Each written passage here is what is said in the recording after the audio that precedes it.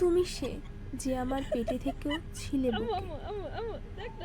তুমি সে যার শরীরের মোচড় আমার আত্মাকে মুচড়ে দিত। তুমি সে যে আমার ভিতরে বড় হচ্ছিল, একই সাথে বড় করছিল আমাকেও। তুমি সে যে ছিল আমার সবচেয়ে অচেনা, কিন্তু যে ছিল আমার সবচেয়ে চেনা। তুমি সে যে আমাকে চিনিয়েছিল আমার শরীরের অলৌকিক ক্ষমতা।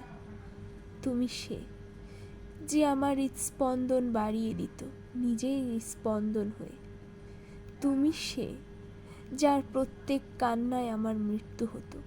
তুমি সে যে আমাকে বুঝতে শিখিয়েছে রূপ শারীরিক নয়। তুমি সে যে আমাকে শিখিয়েছিল ভালোবাসা।